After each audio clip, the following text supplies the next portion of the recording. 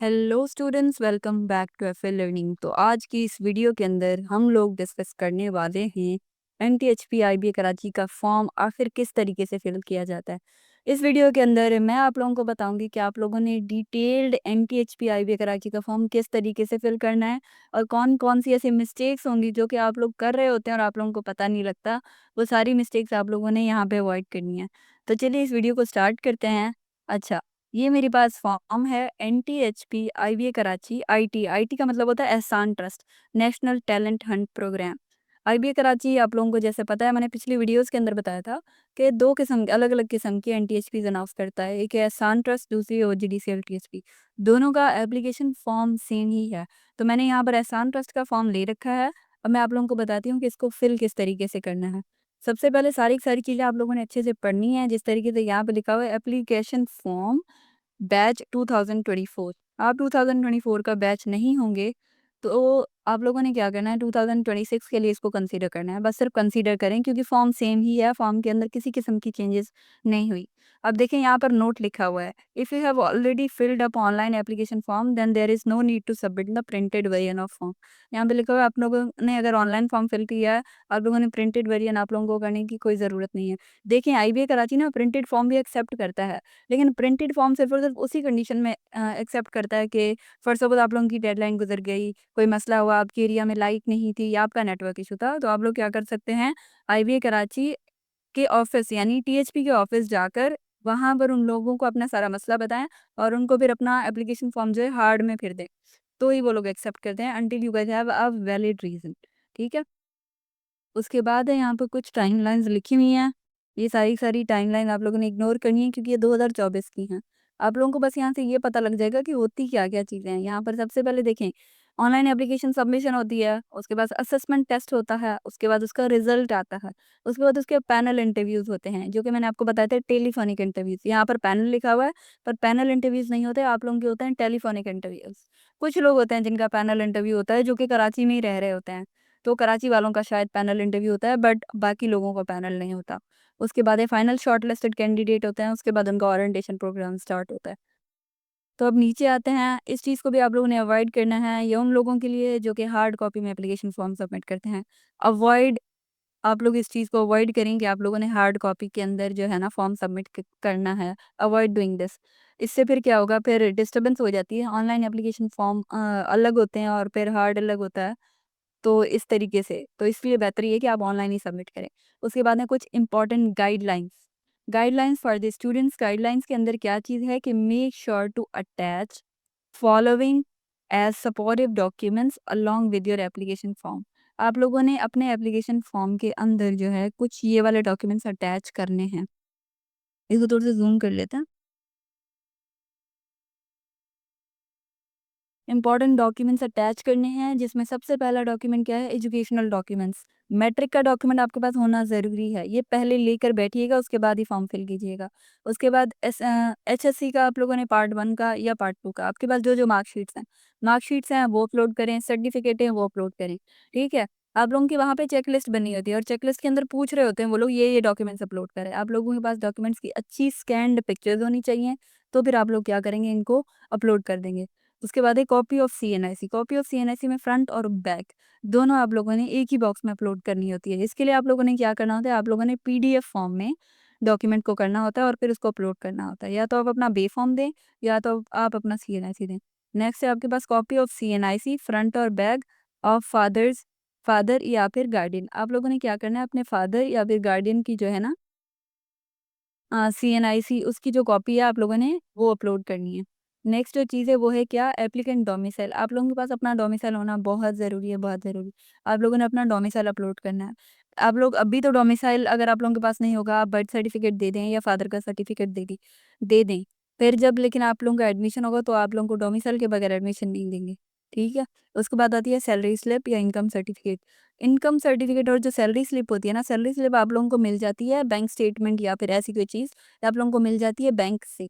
आप लोगों ने क्या करना है, बैंक से निकलवानी है, अपने अब्बू को बोलें या अम्मी जिसकी भी हैं, उनके आप निकलवाएँ और फिर वो अपलोड करें। या तो आप लोग इनकम सर्टिफिकेट बनवा लें कहीं से, तो आप लोग क्या करें वो बनवा लें, या फिर आप लोग क्या करें पेंशन स्लिप बनवा लें, किसी के अम्मी-अब्बू अगर रिटायर्ड हैं, तो फिर क्या करें, पेंशन स्लिप क्या करें आप लोग अपलोड कर लें, ये सारी चीज़ें। अब नोट लिखा हुआ है, an income certificate is a document that shows monthly और annual income. If your parents और guardian is salaried, an original copy of payslip should be attached. Otherwise, if your parents guardian owns a business, they should submit today. They should submit an undertaking on and stamp paper या affidavit. आपका affidavit बन जाता है, आप बनवा सकते हैं, कहीं से भी बन जाता है। अब अपने पेरेंट्स को बोलेंगे, वो आप लोगों को बनवा देंगे, ठीक है। स्टेटिंग there income with relevant details, आप लोगों ने क्या करना है, उनका ये स्टाम्प पेपर बनवाना है और स्टाम्प पेपर के अंदर इंपॉर्टेंट डिटेल्स जो है बस वो ऐड करवानी है, इस तरीके से।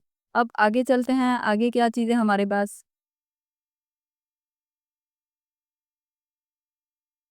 अब आगे कुछ जनरल इंस्ट्रक्शन है, इंस्ट्रक्शन सारी पढ़नी है ताकि कोई भी मिस्टेक ना हो। इंस्ट्रक्शन 1 जो है वो है उन लोगों के लिए जो बच्चे हार्ड फॉर्म में डॉक्यूमेंट देंगे।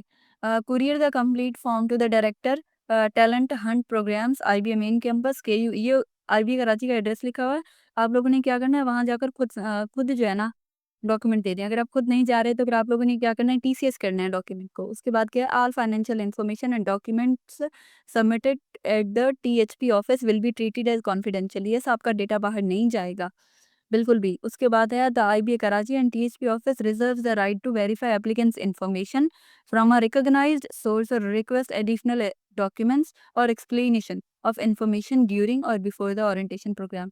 ये लिखा हुआ है कि वो इस तरीके से उनके पास राइट है कि वो आपकी स्कॉलरशिप वापस ले रहे हैं आपसे, जिस मोमेंट उनको रियलाइज़ हो कि you are not the one जिसको स्कॉलरशिप मिलनी चाहिए, या फिर आपने कहीं पर झूठ बोला हुआ है या फेक डॉक्यूमेंट्स दिए हुए हैं, तो वो रिज़र्व कर सकते हैं दोबारा से। बट द थिंग इज़ कि ऐसा कुछ नहीं होता। रियरली रियरली चांस होता है कि वो आप लोगों के इससे आप लोगों की एप्लीकेशन छीन ले। आप लोगों से आप लोगों की स्कॉलरशिप वापस ले लें। बट द थिंग इज़ कि फिर भी आप लोगों ने ख़याल करना है, डॉक्यूमेंट्स आप जो भी अटैच कर रहे हैं, कोशिश करें कि आपकी जब डॉक्यूमेंट वेरिफिकेशन हो तो कोई भी मसला ना हो। बट द थिंग इज़ कि वेरिफिकेशन भी इतनी ख़ास हो नहीं रही होती। आप लोगों की इंस्ट्रक्शंस बहुत ज़्यादा सख्त दी हुई होती हैं। प्रिटेंड ऐसे हो रहा होता है कि इतनी ज़्यादा सख्त चेकिंग होगी, जिसकी वजह से फॉर सपोज़ अगर आप लोगों की सैलरी है 35,000 या 40,000, तो 40 या 55,000 फॉर सपोज़, तो 55,000 जिसके फादर की सैलरी है, उसका फादर आईबीए कराची की फ़ीस पे नहीं कर सकता। बट क्योंकि उसने 55,000 वाली सैलरी स्लिप ऐड की हुई है, तो उसका सिलेक्शन नहीं होगा उसके बच्चे का।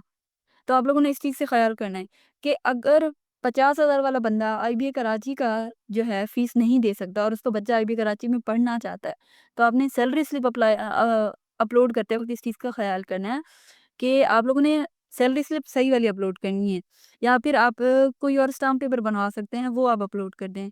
अदरवाइज़ आपकी जो दरमियानी सैलरी होती है कि ना आप फ़ीस पे कर सकते हैं और ना ही आप स्कॉलरशिप छोड़ सकते हैं, तो फिर आप लोगों को सोचना पड़ता है कि मतलब ये चीज़ होती है ना, too rich to get the scholarship, too poor to apply for the fees. तो फिर ये चीज़ हो जाएगी। आप लोगों को फिर इस चीज़ का ख़याल करना है। उसके बाद क्या है कि failure to provide complete correct information will result in withdrawal या denial of scholarship financial aid. ये सब आपने डॉक्यूमेंट सारे देने हैं। डॉक्यूमेंट्स में मसला नहीं करना कि 1-2 डॉक्यूमेंट कम पड़ गए। डॉक्यूमेंट कम पड़ गए will lead to the rejection. इस चीज़ का ख़याल करना है। और उसके बाद है tips for completing the application form. सबसे पहले आप लोगों ने इनकम्प्लीट इन्फॉर्मेशन नहीं देनी है। आपने scratching information on the form या overwriting as such, do not do that. Submit the application with document in wrong order, देखें विदाउट फोल्डर। यस, आप लोगों ने डॉक्यूमेंट सही सही वाला डॉक्यूमेंट सही जगह पे अपलोड होना चाहिए। सही वाला डॉक्यूमेंट गलत जगह पे अपलोड हो जाएगा, still you guys will be rejected. इस चीज़ का ख्याल करना है। लीविंग एनी क्वेश्चन अनआंसर्ड, आप लोगों ने कोई भी क्वेश्चन अनआंसर्ड नहीं छोड़ना। उसके बाद अंडरटेकिंग फॉर्म है, ये एक ओथ फॉर्म होता है जिसके अंदर आप लोग बता रहे होते हैं कि मैंने कंप्लीट सच बोला है, मैंने झूठ नहीं बोला। यस, अगर मैं झूठ बोलूँ तो आईबीए कराची मेरी स्कॉलरशिप छीन ले। बस ये सारी चीज़ें होती हैं। अब आ जाते हैं हम लोग हमारी मेन चीज़ पर, दैट इज़ एप्लीकेशन फॉर्म। कि आखिर एप्लीकेशन फॉर्म में होगा क्या? सबसे पहले आप लोगों ने क्या करना है, यहाँ पर इस वाले एरिया में आप लोगों ने क्या करना है, नेम लिख देना है। फॉर सपोज़ यहाँ पे मैं नेम लिख दूँ एफए लर्निंग, एफए लर्निंग। यहाँ पे नाम, यहाँ पे फादर नेम लिख दूँ, father name the learning for suppose. आप लोगों के अब्बू का जो भी नाम हो आप लोगों ने वो लिखना है। और यहाँ पे मैं कॉन्टैक्ट नंबर लिख दूँ कि +92 2222 समथिंग लाइक दैट। उसके बाद मैं यहाँ पे डेट ऑफ बर्थ लिख दूँ अपनी, कोई भी आप लोगों की डेट ऑफ बर्थ होगी, आप लोगों ने वो वाली लिखनी है। और यहाँ पे अल्टरनेटिव मोबाइल नंबर में ना आप लोग क्या करें किसी दूसरे ऐसे पर्सन का नंबर देना। ये नंबर इसीलिए माँगा जा रहा है कि इन केस अगर ऐसा होता है ना कि आप लोग अवेलेबल नहीं थे, तो वो लोग किसी और को फ़ोन कर सकें। तो इस तरीके से। उसके बाद आप लोगों ने क्या करना है, आप लोगों का यहाँ पे पूछा जाएगा जेंडर, आप मेल हैं, फीमेल हैं, आप लोगों ने वो बताना है। प्लेस या सिटी ऑफ बर्थ आप लोगों ने बताना है, आप कौन से शहर में पैदा हुए थे। ईमेल आप लोगों ने यहाँ पे अपना ईमेल एड्रेस लिखना है। Write in email address in bold letters, आप लोगों ने बोल्ड लेटर के अंदर अपना एड्रेस लिखना है। उसके बाद क्या है, उसके बाद है एप्लीकेंट सीएनआईसी या बेफॉर्म, अपना सीएनआईसी लिखने हैं, अपना डोमिसाइल का डिस्ट्रिक्ट लिख दें, सक्खर लिख दें, टुकुट की लिख दें, कराची, हैदराबाद जो भी है। रेज़िडेंशियल एड्रेस, रेज़िडेंशियल एड्रेस के अंदर आप लोग क्या करेंगे, आप लोग लिखेंगे सारा वो वाला एड्रेस जहाँ पे आप लोग रहते हैं। और जो ये वाली चीज़ है ना यहाँ पे अपलोड होगी इस वाली चीज़, यहाँ पे अपलोड होगी आपकी प्रोफ़ाइल पिक्चर। तो आप लोगों ने क्या करना है, अपनी प्रोफ़ाइल पिक्चर अपलोड करनी है, बिल्कुल सीधी अपलोड कीजिएगा, इसमें भी फिर फंबल ना हो कोई भी चीज़ें। उसके बाद आएँगे थोड़ा-सा नीचे। हाँ, उसके बाद आप लोगों से पूछा जाता है आपका कंप्लीट एड्रेस, रेज़िडेंशियल आप लोगों ने रेज़िडेंशियल एड्रेस बताना है। उसके बाद आप लोगों ने तहसील बतानी है, अपना डिस्ट्रिक्ट बताना है। तहसील का मतलब होता है सिटी बेटे, ठीक है? आप लोगों ने सिटी बताना है, आप लोगों ने अपना डिस्ट्रिक्ट बताना है, आप लोगों ने अपना प्रोविंस बताना है कि कौन से प्रोविंस में रहते हैं। उसके बाद आपसे आपसी आपकी एजुकेशनल डिटेल्स पूछी जाती है। एजुकेशन के अंदर सबसे पहले आपके नेम ऑफ स्कूल पूछा जाता है, आपने कितने मार्क्स लिए थे। यहाँ पे स्कूल एग्ज़ाम्स की बात नहीं हो रही, यहाँ पे आपके बोर्ड के एग्ज़ाम्स की बात हो रही है। आप लोगों ने अपने बोर्ड के एग्ज़ाम्स की डिटेल्स लिखनी है। आपने मार्क्स कितने लिए थे बोर्ड एग्ज़ाम्स में, टोटल मार्क्स कितने थे, आपका सीट नंबर क्या था, आपका ग्रेड क्या है, आपकी परसेंटेज क्या थी, कौन से ईयर में आप लोगों ने कंप्लीट किया था, ये चीज़ें, और आपका डिसिप्लिन क्या था। देखिए साइंस स्टूडेंट हैं, कंप्यूटर साइंस स्टूडेंट हैं या फिर कोई और है, ठीक है? साइंस में आप लोगों की बायोलॉजी वगैरह आ जाती है, ठीक है? उसके बाद सेकंड जो है वो है एचएससी पार्ट 1, उसमें भी नेम ऑफ द स्कूल बताएँ, मार्क्स ऑब्टेन्ड बताएँ, टोटल मार्क्स बताएँ, सीट नंबर बताएँ, अपना ग्रेड बताएँ, अपनी परसेंटेज बताएँ, आपने कौन से ईयर में किया वो, प्री इंजीनियरिंग थी या प्री मेडिकल था वो बताएँ। उसके बाद अब एचएससी पार्ट 2 में आएँगे, एचएससी पार्ट 2 के अंदर भी सेम चीज़ें, name of the college, marks obtained, total marks, आपका सीट नंबर, आपका ग्रेड, आपकी परसेंटेज, आपका पासिंग ईयर और आपका डिसिप्लिन क्या था। उसके बाद यहाँ पर आपका सारा कंप्लीट हो जाएगा और नीचे एजुकेशनल डॉक्यूमेंट में लास्ट जो चीज़ है वो है आपका नेम ऑफ द बोर्ड। आप बीआईएससी कराची हैं, सक्कर हैं, हैदराबाद हैं, फेडरल बोर्ड है, कोई भी आप लोगों ने वो बताना है, ठीक है? ओ लेवल्स और ए लेवल्स ये वाले बच्चे एलिजिबल नहीं है एनटीएसपी के लिए। उसके बाद जो नेक्स्ट चीज़ है वो है पास्ड इन एग्जाम्स। जी हाँ, पास हो गए हैं तो बताएं कौन से वाले एग्जाम्स में पास हुए हैं। एनुअल एग्जाम से सप्लीमेंट्री आप लोगों ने यहाँ पे टिक लगाना है और यहाँ पे टिक लगाना है।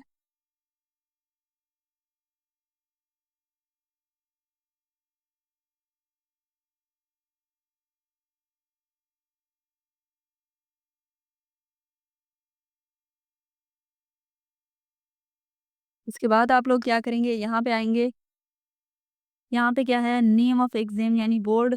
आप लोगों ने इंटरमीडिएट का बोर्ड बताना है, आप लोगों का बोर्ड कौन सा था आप लोगों ने वो वाला बताना है। आपका सक्खर था, कराची था, कोई और था, हैदराबाद था।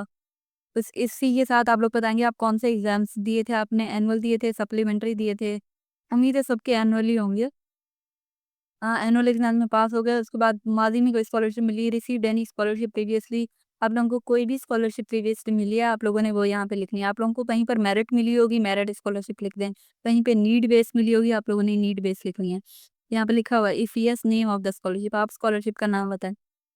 उसके बाद आप लोगों ने क्या बतानी है, नेक्स्ट जो चीज़ होगी वो होगी फील्ड ऑफ इंटरेस्ट। देखें आप लोग एनटीएचपी में अप्लाई कर रहे हैं, मगर आप एनटीएचपी में कौन सी फील्ड के लिए अप्लाई कर रहे हैं वो चीज़ बताना ज़रूरी है। तो फिर इसी तरीके से यहाँ पे वो पूछेगा, आपने बीबीए करना है, आपने कंप्यूटर साइंस करना है, आपने सोशल साइंस करना है, आपने इकोनॉमिक्स करना है। आपको 2 प्रेफ़रेंसेस दी जाती हैं, प्रेफ़रेंस 1 और 2। तो आप लोगों ने बताना है कि आपको कौन-सी वाली प्रेफ़रेंस के अंदर जाना है, ठीक है? आप लोगों ने क्या करना है, यहाँ पर वो वाला ऑप्शन टिक करना है। यहाँ पर ये लिमिटेड लिखे हुए हैं प्रोग्राम्स, जब आपके पास ऑनलाइन एप्लीकेशन फ़ॉर्म खुलेगा ना, वहाँ पे सारी की सारी फ़ील्ड्स होती हैं। तो आप वहाँ पे किसी भी फ़ील्ड पे टिक कर सकते हैं, ठीक है? List other universities name and degree program to which you have applied और आर प्लानिंग टू अप्लाई। यहाँ पे आपने बताना है कि आपने फ्यूचर में कौन-सी यूनिवर्सिटी में आप अप्लाई करना चाह रहे हैं, लम्स में करना चाह रहे हैं, नस्ट में करना चाह रहे हैं और उनमें कौन से प्रोग्राम में अप्लाई करना चाह रहे हैं। फॉर सपोज़ नस्ट में हम कर रहे हैं, कोई कोई भी कर रहे हैं और जीके के अंदर हम लोग किसी किस्म की सॉफ्टवेयर इंजीनियरिंग कर रहे हैं, तो इस तरीके से कोई भी उठा सकते हैं। उसके बाद है टेस्ट सेंटर्स, आप लोगों ने ये वाला पोर्शन ना थोड़ा-सा ध्यान से चुनना है, क्योंकि टेस्ट सेंटर्स आईबी कराची के लिमिटेड हैं और अगर आपने एक की जगह दूसरा टेस्ट सेंटर चुन लिया ना, जिसमें आप अवेलेबल नहीं होंगे, तो फिर ये होता है कि बाद में टेस्ट सेंटर चेंज करना थोड़ा-सा मुश्किल होता है। आपको ईमेल्स करनी पड़ती हैं बहुत ज़्यादा, फिर अटेंटिव रहना पड़ता है, फिर तैयारी नहीं कर सकते आप, फिर आपको टेस्ट सेंटर का ही बस टेंशन होती है, सही है? तो यहाँ पे आप लोगों ने अपने एक ही टेस्ट सेंटर पे टिक करना है। नीचे नोट में लिखा हुआ है the final decision of the test centre lies with the talent hunt office depending on the number of applications from each centre. Note में ये चीज़ लिखी हुई है, बट आप लोग जो टेस्ट सेंटर सेलेक्ट करते हो उसी में ही आपका लगता है। आपको इधर-उधर धक्के नहीं पे खाने पड़ते, सही है? उसके बाद जो नेक्स्ट जो चीज़ है वो है फैमिली इन्फॉर्मेशन। देखें, आपका अपनी इन्फॉर्मेशन पे कम और फैमिली इन्फॉर्मेशन पे आप लोग टेस्ट के लिए शॉर्ट टेस्ट ज़्यादा होते हो, ठीक है? सबसे पहले आपने अपने अब्बू का नाम लिखना है, फॉर सपोज़ ऐसे लर्निंग में हमने लिखा था लर्निंग। उसके बाद आप लोगों ने अपनी मदर का नाम लिखना है, अपने फादर का स्टेटस लिखना है कि वो ज़िंदा हैं, हाँ, या अल्लाह ना करे नहीं हैं। उसके बाद मदर का स्टेटस लिखना है कि वो ज़िंदा है या अल्लाह ना करे। उसके बाद ये मोबाइल नंबर दोनों का लिखना है, फादर का मोबाइल नंबर और मदर का मोबाइल नंबर। देखिए आपका कुछ स्टूडेंट्स इतने नर्वस होते हैं कि वो कहते हैं फादर का अगर नहीं लिखेंगे तो पता नहीं क्या हो जाएगा। फादर के पास अगर फ़ोन नहीं है ना, आप कोई और मोबाइल नंबर अपने बड़े भाई का लिख लें, कोई प्रॉब्लम नहीं। छोटे भाई का मोबाइल नंबर लिख लें, आपको जो दिल करे आप वो मोबाइल नंबर लिख लें। बस आप फॉर्म फिल करें और ऑनलाइन अप्लाई करें। एक टेंशन को पकड़ के नहीं बैठना, ठीक है? उसके बाद है सीएनआईसी नंबर। अम्मी का सीएनआईसी नंबर लिखें, अब्बू का सीएनआईसी नंबर लिखें, डोमिसाइल डिस्ट्रिक्ट लिखें दोनों के सीएनआईसीज़ का, एजुकेशन लेवल अब्बू कितना पढ़े हैं और अम्मी कितना पढ़ी हैं। ऑक्यूपेशन अब्बू क्या काम करते हैं और ऑक्यूपेशन अम्मी क्या काम करती हैं, हाउसवाइफ हैं या वर्किंग हैं। और डेज़िग्नेशन क्या है उन दोनों की। फादर की ऑक्यूपेशन में आप लिखेंगे कि अब्बू क्या करते हैं और डेज़िग्नेशन में आप लिखेंगे अब्बू का ओहदा क्या है। उसके बाद आप लोग ऑर्गेनाइज़ेशन में लिखेंगे किस जगह काम करते हैं। देखिए बहुत बड़ी कंपनी होना ज़रूरी नहीं है एनटीएचपी के लिए, क्योंकि लोअर कम्युनिटी या सी क्लास ही ज़्यादातर अप्लाई करती है। तो आप लोग यहाँ पे कुछ भी लिख सकते हैं, मेरे अब्बू होटल पे काम करते हैं, मेरे अब्बू वेटर हैं या कुछ भी हैं। तो आप किसी एक जगह का नाम लिख सकते हैं, या स्पेसिफिक नहीं है तो आप बोलेंगे दैट इज़ नॉट स्पेसिफिक, ठीक है? या फिर आप नॉट एप्लीकेबल भी कर सकते हैं अगर है ही नहीं तो, ठीक है? तो परेशान नहीं होना बस। टोटल फैमिली मेंबर्स कितने हैं वो लिखना है, number of family members earning कितने लोग कमा रहे हैं आप लोगों ने वो लिखना है, और number of family members studying कितने लोग ऐसे हैं जो कि पढ़ रहे हैं आपकी फैमिली में। आप लोगों ने यहाँ पे वो चीज़ लिखनी है। उसके बाद है please mention the answers of the above in detail numbers. अब यहाँ पे आपने डिटेल में अपनी फैमिली के बारे में लिखना है। सबसे पहले है इनकम एंड एक्सपेंसेस। आप लोगों ने इनकम फैमिली की टोटल इनकम कितनी है, total house hold expenses per month expenses कितने हैं वो आप लोगों ने बताने हैं। और क्या है, are there any outstanding loan, कि क्या आपके पास कोई लोन है। यस अगर है, थोड़ा भी है लोन तो लिखो कि भाई लोन है हमारे ऊपर। और नो, नो का मतलब है अगर आपके पास लोन नहीं है। इफ़ यस आउटस्टैंडिंग अमाउंट, अगर आपके पास लोन है तो कितना लोन बाकी है आप लोगों ने वो लिखना है। उसके बाद है पर्पज़ ऑफ टेकिंग लोन, आप लोगों ने लोन किस तरीके से क्यों लिया था। उसके बाद है सोर्सेज़ ऑफ लोन, आपने लोन लिया कहाँ से था? रिलेटिव से लिया था, बैंक से लिया था, कहाँ से लिया था? अदर के अंदर आप लोग लिख दीजिएगा अगर किसी रिश्तेदार से लिया हुआ हो तो। उसके बाद है रेफरेंसेस। यस रेफरेंसेस में आप लोगों ने नाम देना है। आप लोग एकेडमिक में अपने प्रिंसिपल का दे सकते हैं, अपने टीचर्स का भी दे सकते हैं। कोशिश करें प्रिंसिपल का दें, टीचर्स का कम दें, क्योंकि प्रिंसिपल ज़्यादातर अटेंटिव होते हैं और वो आपके फ़ोन्स उठाते हैं, अगर वहाँ से कोई आता है तो। एकेडमिक रेफरेंस आप लोगों ने यहाँ पे नेम लिखना है, कॉलेज का नेम लिखना है, कॉलेज का एड्रेस लिखना है, और ये यहाँ पे लिखेंगे आप मोबाइल नंबर और यहाँ पे आपकी ईमेल आईडी। देखें कोशिश करें कि कॉलेज के लोगों का दें। और यहाँ पे एक होगा आपका एकेडमिक रेफरेंस और दूसरा होगा आपका पर्सनल रेफरेंस।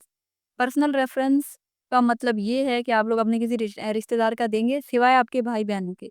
नेम देंगे, उनके साथ आपकी जो बॉन्डिंग है, उसका जो एड्रेस है और उसके साथ उनका मोबाइल नंबर और उनकी ईमेल आईडी, ठीक है? अब यहाँ पे एक चीज़ लिखी हुई है कि आपके जो हाउस होल्ड एक्सपेंसेस हैं उसके अंदर क्या-क्या चीज़ें आती हैं। हम लोगों ने यहाँ पे हाउस होल्ड एक्सपेंसेस की बात की थी ना, मंथली हाउस होल्ड एक्सपेंसेस। यहाँ पे total house hold expenses per month. तो यहाँ पे जो हाउस होल्ड एक्सपेंसेस है ना, वहाँ पे कौन-कौन सी चीज़ें आएँगी? ग्रोसरी एक्सपेंसेस, टेलीफ़ोन का बिल, स्टेशनरी का bill, medical expenses, utility expenses, educational expenses, house rent और मिसलेनियस। कुल मिला के सारे खर्चे हमारे पास हाउस होल्ड एक्सपेंसेस होते हैं। देखें, अगर आपको कोई चीज़ समझ में नहीं आ रही ना, आप लोग किसी से पूछ लें।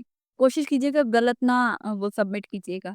अगर ऐसा चांस है कि आप किसी से नहीं पूछ सकते, आप मुझसे पूछ लें। और अगर ऐसा नहीं हो सकता कि आप मुझसे भी नहीं पूछ रहे हैं, ये लिमिट आ गई है, ये हद हो गई है आप लोगों के खौफ की या परेशानी और एंग्ज़ायटी की, तो आप लोगों ने क्या करना है, आपने फॉर्म सबमिट कर देने हैं बस से। फॉर्म छोड़ना नहीं, ठीक है? फॉर्म छोड़ना नहीं, किसी भी सूरत में अप्लाई करो, आगे लक है, अल्लाह मालिक है, हो जाएगा, परेशान होने की ज़रूरत नहीं है, सही है? तो यहाँ तक थी हमारी आज की वीडियो। अगर आप लोगों को वीडियो पसंद आई हो, वीडियो को लाइक करें, शेयर करें, कमेंट करें और अगर आप लोगों को कुछ समझ नहीं आ रहा, आप लोग प्लीज़ कमेंट्स में पूछें, किसी भी वक़्त पूछें, बिला झिझक पूछें, मैंने आप लोगों को बताना है। तो मिलते हैं नेक्स्ट वीडियो में, तब तक के लिए अल्लाह हाफ़िज़। अल्लाह आपको बहुत-बहुत कामयाबियाँ दे। आमीन।